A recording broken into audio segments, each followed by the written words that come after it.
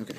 All right, so fans of our site are fans of you because you make good movies, but also because you're one of us. You know what I mean? Like, you love all this stuff. Yeah. As a fan, is it hard for you to like keep all this wrapped up when you have something we're so curious about with Looper? It's a weird thing because this is like it's the first movie that I've ever worked on where the whole thing of how much do you reveal and the push and pull of that comes into play. And as a I was talking about it with Joe, just as a moviegoer, when I see like a spoiler or some new news story or some new clip of a movie that I'm really excited about online, I automatically click it. Yeah. And I read the thing. I can't help myself. It's like it's like a drug or something like that. You go for it.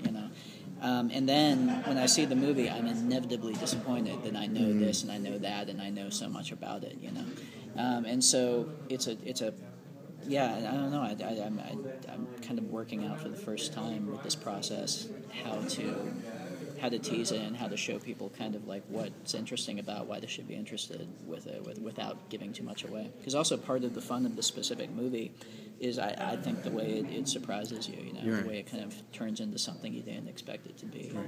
Yeah, and I mean, and the time travel concept that you do here is different from everything we've seen.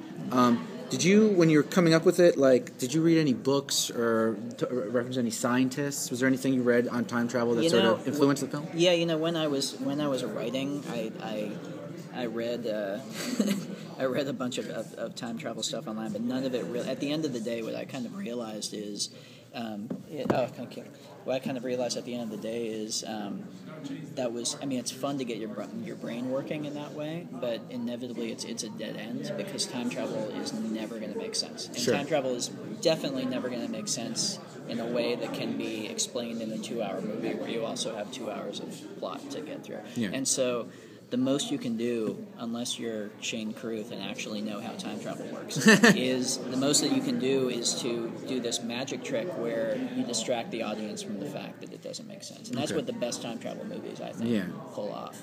So what I really looked to was my model for how to use time travel was the first Terminator movie, where the source of time travel is in the future. It's something our main characters don't have access to, and so they're not going to go zapping around on it. It sets up this really interesting situation, and then the plot and the characters drive it forward from there. And that was kind of the template for what we tried. You brought up Shane Carruth. It's literally my next question. That was one of the cool things that while you were producing this, making the movie, we realized he was going to be a part of it. Yeah.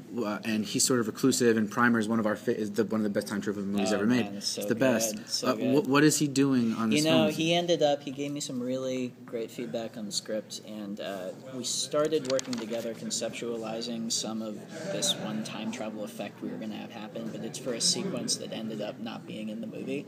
And so at the end of the day, it's mostly collaborating on the script and just hanging out on set, and he didn't specifically end up, to my disappointment, he didn't specifically end up working on anything. Oh, okay.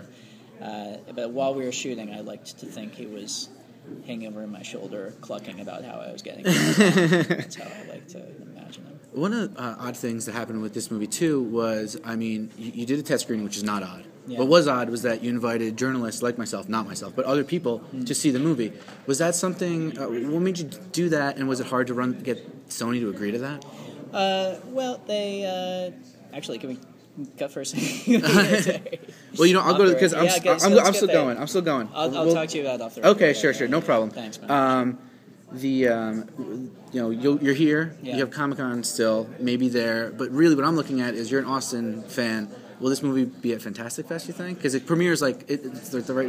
It would make a lot of sense for it to be at Fantastic Fest. Yeah, I don't know. We'll see. Nothing's confirmed yet. Okay. But I love Tim League. I love Austin. I love Fantastic Fest, and this seems like it would be a good movie. Yeah, for sure. We'll see. How exactly how far along are you? Is it done? How much? It's done. It's finished. Done. It's effects, mix, color correction, everything. We have film prints of it. All right. Oh, wow. And the last thing is, we talked about Terminator, Primer, Yeah. so many time travel movies. If you were to describe this movie in terms of time travel movies, how would you do it? So, I would say it's sort of like an inverse Terminator. It's sort of. God, you know what?